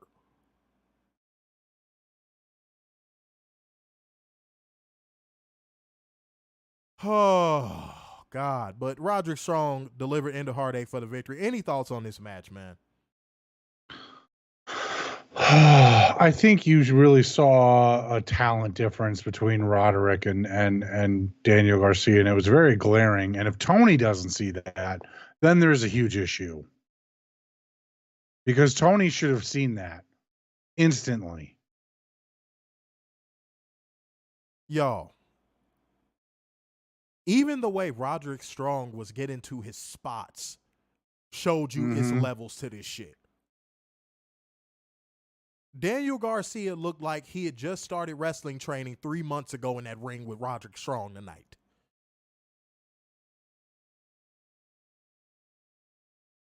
Like, bro, you know your career is in the shitter when Bad Bunny has had better matches than you this year. And Logan Paul. What are we talking about, bro? Pack Daniel Garcia the fuck up, man. Get him the fuck out of here. Whack-ass motherfucker. Catherine Reed said, maybe Tony Khan feels bad for Garcia because he was in a bad car wreck and worked his way back to wrestling, just guessing. At some point, the sympathy train got to pull up at the station and just stop. Yeah. Maria, I agree. And you can say the same thing about Mark Briscoe, too. Agreed. Maria, you just said some real shit. Said, AEW is doing a really good job with Roger Strong so far, and they need to continue to book him this way. Well done said, keep these clowns off the main shows, Dynamite, and when Collision start. My thing is, now that Rampage is going to be scaled back, put him on Rampage. Yeah, it's supposed to be like Sunday Night Heat. Put him there. Let him be a jobber to the stars. See, in that position, I don't mind him. Pause. I don't mind him there. That's where he fits. But when you're trying to sell us that this dude deserves to lace the boots of a fucking Roderick Strong, excuse me? Are you trying to insult my intelligence? Get real. Get fucking real. But shouts out to Roderick Strong for carrying his bum ass. Richard Pro said, I will go out there and say Strong has been booked terrible. Strong is far beyond most of that roster. He said they need to keep him on his own. Strong is in a great position where sky's the limit. He doesn't need to be put with Adam Cole again. I don't agree with the sky's the limit thing. I agree. Yeah, I completely agree with that. Due to age and mic ability, you can't, there is no sky's the limit with him. I'm sorry. Maybe a 25-year-old Roderick Strong with mic skills? Sure. Absolutely. Abso-fucking-lutely. Now, do I think he could be the name redacted of AEW? Y'all know who I'm talking about. Yeah. Crispin. Black Tiger. Do I think that? Yeah. Wild Pegasus. Pegasus. I was going to say I was Eddie Guerrero. Yeah. But do I think that he can kind of be in that spot? Sure. You had Chris Benoit going out there and putting on bangers week in and week out on fucking television with the top stars. Do I think Roderick Strong can do that? Absolutely. Abso-fucking-lutely. But world champion? Nah. No. Because once he has to get on that mic, it's going to get spooky. TNT title? Sure. If he has a mouthpiece. Yeah. Oh, Catherine, you finally came to grips with it. You tried to give him a pass for a long time. Kat said, I would say send Garcia to Ring of Honor to improve, but he might not ever improve. We've been saying that for how long? Day one. Like the moment we saw him, we was like, what? What? You know who Daniel Garcia reminds me of? Who, my good sir? Warhorse. Remember all the hype? Oh, yeah. All the hype and all this. And everybody's like, oh, Warhorse is coming. Warhorse is so great. And then he shit the bed. Yeah. That's Daniel Garcia every week. But that's what happens when these talents get elevated to positions that they shouldn't fucking be in. I agree. When you cast people in the wrong roles, you get a shitty movie. Like putting Steven Seagal in anything. Oh, God. In anything. In literally anything. When you cast Well, people, he's just doing Russian movies now. Yeah, exactly. When you fucking cast people in the wrong roles, this is what happens. Daniel Garcia will never be the level of a Bryan Danielson. He will never be the level of even a Roderick Strong. Mm-mm. Richard Pro said 100% agree with the Chris Benoit comparison. He said he was Ring of Honor champion. Yeah, I know he was Ring of Honor champion. Mm-hmm. But if you're talking Wasn't about, he a two-timer? if I'm not mistaken, but if you want to talk about a plateau, that's a plateau right there. That's about where he peaked. Some people might say he peaked with Undisputed Era. Okay, cool. Sure. Character-wise, absolutely. But that Ring of Honor win, that Ring of Honor title win, is that's peak for him. Mm-hmm. You cannot make him a world champion of a major like promotion that's on weekly major television. It's just not, you can't. Maria said, book Jay versus Strong for a big time feud for next pay-per-view. Hey, not mad at that either. Steve Butler said, Roddy versus Shibata would be great. That'd be fucking amazing. For the pure title? Yeah, that'd be, oh God, that'd be good. That would be good. Because their next pay-per-view is what? July? Yeah. Tommy said, give Roderick Strong the AEW International Championship. Maria said, Strong over OC for his championship sounds great. Hey, well, hey. Not mad at it. Anyone. You want to know what I noticed they're doing? But you want to know something I noticed they're doing? Why are they withholding the competitors? Did you notice that? Oh, why are they withholding the competitors that are going to be in that battle royal? Why have they not showed the field for that battle royal? Is that Tony Khan's way of either having a good surprise for us, or is that Tony Khan's way of saying there's not going to be anybody in this battle royal that's going to legitimately have a chance of winning? Leo Rush is coming back. Oh, God, if you don't stop. He's going to be the joke on us again. But that's a bit concerning. I wonder if anybody else noticed that. We haven't, usually with these battle royals, we'll at least see some of the field. They haven't shown anyone. Yep. So Richard Pro, we in the same mindset. That's exactly what I think. He said they don't want to show the field because it's going to be a joke lineup. That's what I think. I think that Tony Khan is lining us up for the okie doke, bruh. If I'm going based off of how he's booked Orange Cassidy's title run thus far. Yeah. He's lining us up for the okie doke. Catherine Reese says it's going to be a surprise, but I don't think it's going to be a surprise for the better. We'll see. I just don't think so. Tommy said, that's why I said earlier I wouldn't be surprised if Orange Cassidy wins this battle royal. Modus said I did. Catherine said they will announce it on Rampage. Is that official? We need to know if that is official. At midnight? Yeah. Late night Rampage. Late? Yeah, we're not doing late. We're not doing Covalent TV after dark. Rampage, Party in Your Pants edition. Christ. You know, if that happens, Corey's showing up. Oh, yeah. Corey's going to show up hardcore. No pun intended. He's all in. Rich Pro said they're saving Miro and Andrade for Collision. It's going to be lower card talents. That's what I'm thinking. I'm thinking they are lining us the fuck up. Uh-oh. Okay, there we go. We back. Uh-oh. Now we went out. We're dropping frames, though. Yeah, we're back. Oh, my God. Oh, my God. Oh, my God. Oh, my God. Yeah, we're back. Cool. Let me know if we dropped off. We're back, but we're dropping frames. But let me know if we dropped off on any other platform. I mean, we look good on Facebook and YouTube. Cool. All right. Let's keep it rolling. Just Skype that looks a little goofy. You good. Ring of Honor Tag Team title match. Lucha Bros versus Blackpool Combat Club. Y'all think I'm not finna fucking put in the cheat code? Do y'all honestly think I'm not finna put in the cheat code for this shit? Go watch this match. Claudio worked his motherfucking ass off in this damn match.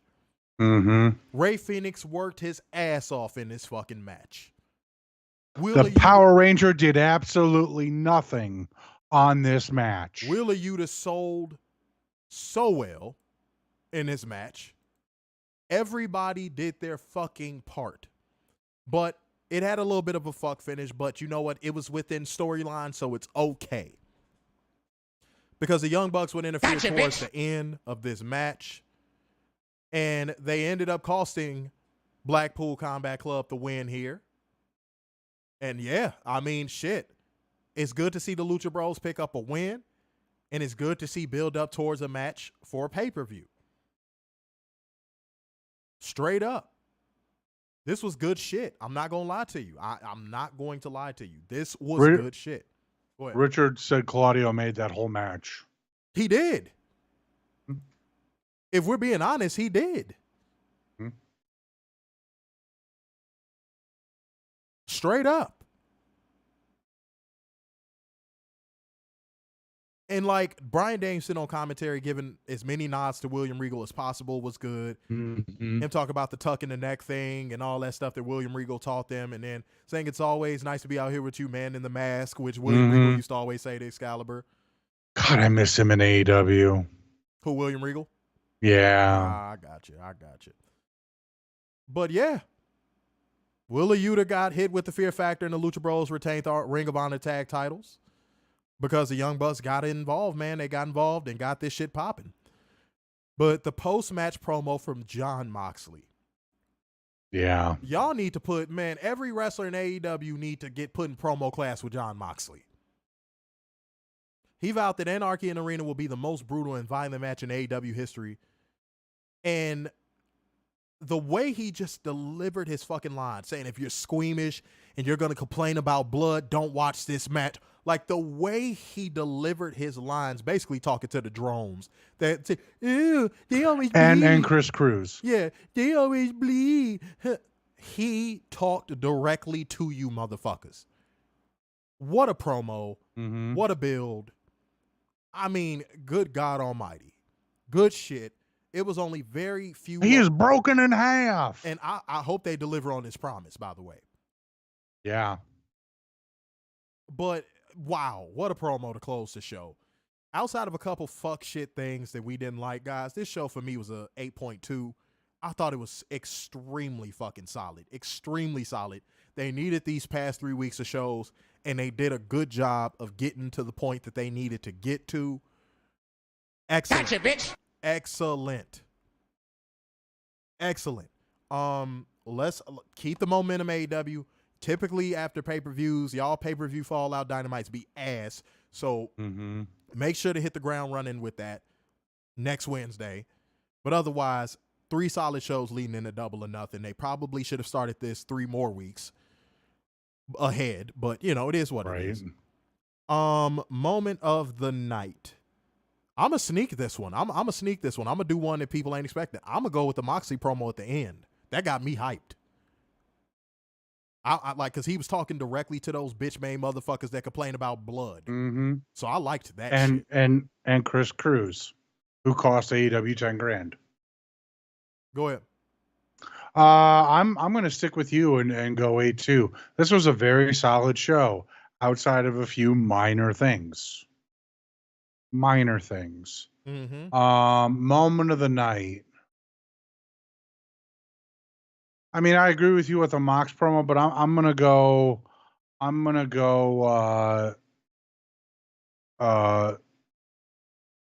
Kyle Fletcher's performance. Oh, shouts out to him. Absolutely. Yeah. Bang, bang. Having to carry a bang, bum bang, in the bang, ring bang. like he did. And have to see him kick out of 8 fucking finishers. Yes. Whoever produced that match needs to be fired. Fucking dickheads. Marlo said Mox promo was on point and very believable. Kat said the drones will be watching NXT. That pay-per-view is going to blow nuts. Oh, I'm sorry. Because it's WWE. That plea. Yeah, the plea. Hold on, said hit hard on the drones. That's what we always do. Mr. Mayhem said Moxley never disappoints on the mic. Tommy said rating 8, good wrestle moment of the night, House of Black. C. Butler said 8.5, trios match was the moment. Kat said rating 9, moment, seeing Fletcher show out and get the graphic. Richard Pro said nice promo, and I hope this match is good. Would like to see a turn or a debut during the match. Hangman has needed a change for a while. Oh, I forgot about that. Yeah, Hangman's promo tonight, short, sweet, to the point, and really good too. Yeah. But you have to, and that's what he needs to stick to. Yes, you have to produce his promos that way. Short, sweet, and to the point. Anything And else, maybe that needs to be the same thing for Jungle Boy. yeah. Anything else, he's a fish out of fucking water. Mm-hmm. Straight up. Maria said, y'all see what's coming, right? We're going to see Wheeler take the loss to Double or Nothing. We're going to see Bryan and Claudio go Roman on Wheeler and eventually turn on him and kick him out of the group. That could be a thing, but we'll see. Marlo said rating 8.5. House of Black in the main event was moment of the night. Mo Dunn said 8. Tony Khan, keep Dynamites like this every Wednesday. No drop-offs, no.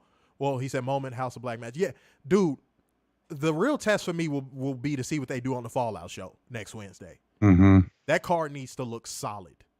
Mm-hmm. Maria said, I give this show a 10. Moment of the night for me is the trios match. Richard Pro said, I will say 7.9 on rating, mainly because the Fletcher OC match killed the rest of the show for me. Look, I feel you.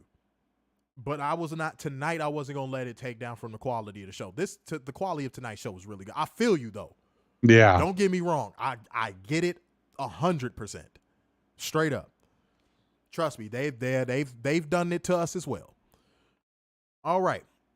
Before we clear the air, let's pull the card up so we can. I already got it up. Let's get it. Let's go. All right. So, shockingly, AEW is not having 15 matches on a pay-per-view card. Mm-hmm. We only have 9. Ooh. Mm-hmm. So at number 9, we're going to go Adam Cole versus Chris Jericho in an unsanctioned match. Honestly, 7.5. I'm going to go 9 on the caveat we get Kyle O'Reilly back. Oh, okay. A little optimism. Mm-hmm. All right. Mm-hmm. I'm just baselining it. If we're just talking about them going, because Chris Jericho steps it up for pay-per-views. So yeah, I'm gonna go 7.5 on that one. Number 8. Okay. God. Ethan Page and the Guns Thank you for versus your the patronage. Hardy Party of Isaiah Cassidy, Jeff Hardy, and Matt Hardy. A 6-man tag team match. If Hardy Party wins, Matt Hardy will own Ethan Page's contract. 1. 0. I'm only saying 1 because I'm happy to see Jeff Hardy get back out there. 1. Yeah. Number 7. Jade Cargill versus Ty Valkyrie for the TBS Championship. Because they fucked this build up 4. And that's being generous. Yeah, I'm going 2 because it just is. It was like a start-stop push thing, and then I don't know. Mm-hmm. I agree. Yeah. Number 6. Blackpool Combat Club versus the Elite in an Anarchy in the Arena match. 9.5. That match is going to be I'm going to go insane. 10. I'm going to go 10 because I got to believe everyone's just going to bleed. That match, everyone's going to have a crimson mask in that match. I think it goes to the strip. I believe so. I think it goes outside the arena. I think it actually goes outside the arena. I do. 9.5. And 9.5, I'm being tough. That's me being tough. Go ahead. Number 5, Jamie Hayter versus Toni Storm, a singles match for the AEW Women's World Title. I have a caveat. If no Brit, 8. If Brit, 6. I'm going to go, if no Brit, 9. If Brit, 4.5. Number 4, Orange Cassidy versus Aaron Solo versus Powerhouse Hobbs versus QT Marshall versus Ricky Starks versus 16 other TBD competitors in a 21-man blackjack battle royal for the AEW International Championship. Those are the announced competitors so far? Yes. Oh, no, we getting lined up. We getting lined up. We getting lined up. Just after hearing that, you know what? I was going to be generous to say 6.5. Fuck that. We getting lined up. I'm going 2. We're getting lined up. No, No. Yeah, I'm with you on it too. All right. Number 3, Wardlow with Arn Anderson versus Christian Cage with Luchasaurus in a ladder match for the TNT Championship. Because, oh man, this is tough. Because I think Christian Cage is going to show the fuck out, and because I think Wardlow has to show out, I'm actually going to go 7.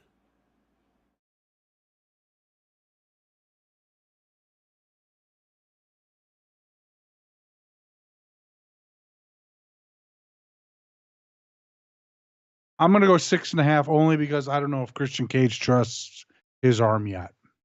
That's my caveat. I got you. Otherwise, I'm with you. Yeah. I'm with you on that. I think Wardlow has something to prove here, and I think Christian is going to try to prove himself too. Mm-hmm. I do.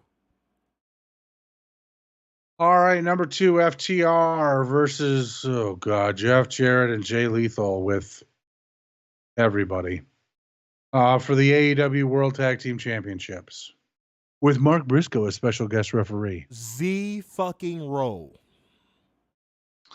I'm going to say 0 as well, but I got to believe a Mark Briscoe heel turn's coming. Oh, and caveat. If we actually get a legitimate tag team to show up and challenge for the belts next, that's a surprise, I'll maybe go 4. But that's a really risky caveat for me to make, though. I wouldn't cover that if it was a bet. So, like Aussie Open? Yeah, if we get Aussie Open announced as the next competitors for those belts, 4. Okay. And number 1, the main event, MJF versus Sammy Guevara versus Darby Allin versus Jungle Boy Jack Perry in a fatal 4-way match for the AEW World Championship match. Caveat yet again. Because I think the match quality is going to be dope, but I think the outcome is going to suck monkey nuts. I'm going to go straight down the middle and go 5. Yeah, I'm with you on that. Because I think the match quality is going to be great. I fear the outcome. That's all. I feel like Darby and Sammy are going to both try to outdo each other. Like it's going to be a one-upsman match between those two. So we'll see. That's all we had? That's all. I told you, only 9 matches. Cool. Well, guys, time to clear the air. Okay. What I want to clear the air on this week is, man, to the people that don't know how, learn how to value the intangibles. Time, energy, and resources, especially if the person themselves has a high value and they really can't afford to give out time with leniency. They can't really afford to give out resources with leniency. Value those people the most. Meaning, if somebody is doing something for you that money can't buy, and they're making you feel a way that money can't buy, hold on to them. Because you know the old saying comes to mind immediately. You don't know what you got until it's gone.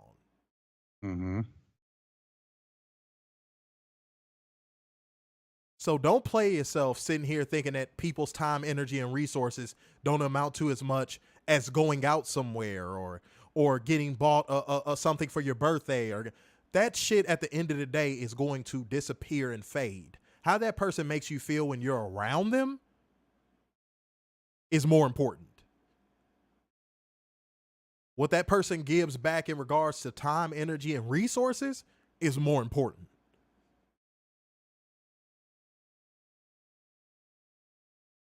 Because when it comes to your damn casket, that money and all the gifts you got for your birthday, them shits ain't gonna be in there. And even if they are in there, you ain't gonna be able to enjoy them. So just keep that in mind. And that's what I want to clear the air on. Read a book. More specifically, read a book that expands your knowledge. Don't just read a fictional book. You know, read a cookbook if you want to learn more about cooking. You know, read a book on politics, whether it be the opposite side of the aisle, so you can understand them better. You know, read something about mechanics for your car if something's wrong with your car, so you can save a little bit of money. No doubt. Increase your knowledge base. I tell people that all the time. Always try to be knowledgeable in a little bit of everything. It goes a long way. Study what you and fear. it'll blow people away. Yep. Anytime you meet new people. Mm-hmm. I always say that. I tell that to everybody I know. Study what you fear. I fucking hate spiders. I'm not like scared of them, but I do not like spiders. I don't. But I could tell you everything about them. Mm-hmm. Because if you encounter one, it might have the capacity to kill you. If you don't know it has the capacity to kill you, how would you know how to avoid it? And that applies to anything in life. You know, study I'm giving extreme examples, but like I study guns, learning what guns and how much impact a certain gun has if it hits you. Like I study stuff like that because you never fucking know. Mm-hmm. So yeah, Warren, that's some shit. That's some shit I be saying all the time to people. But people just want to scroll fucking Instagram all goddamn day. Or if they read the news, they just read the headline and get, outraged. Yeah, keep it pushing. Yeah. Straight up. Mm-hmm.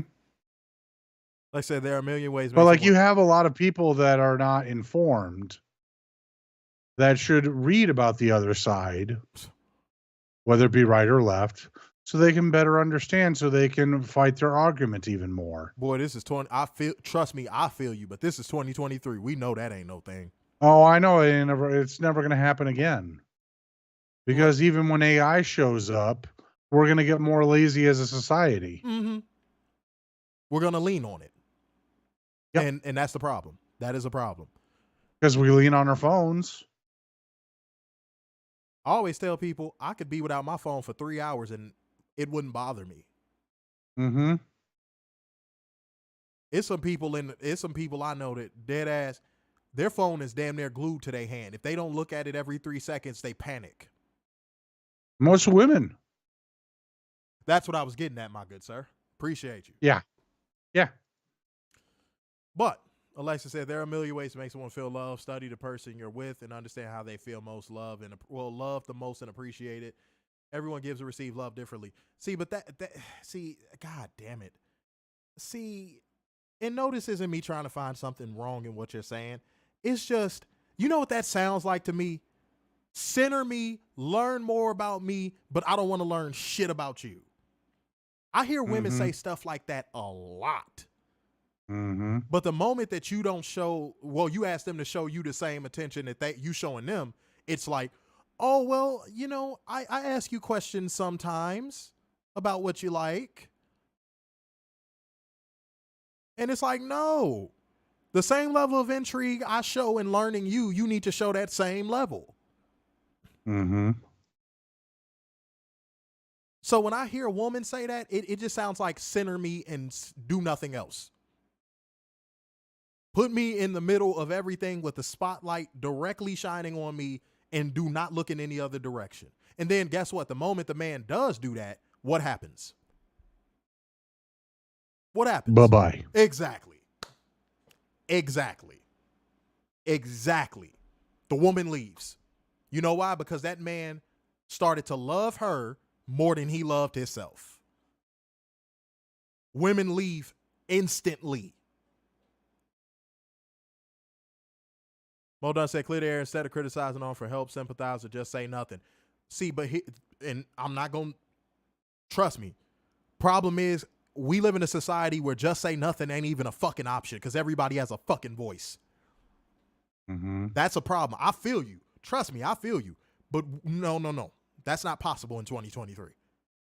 Everybody has a fucking voice, and they shouldn't.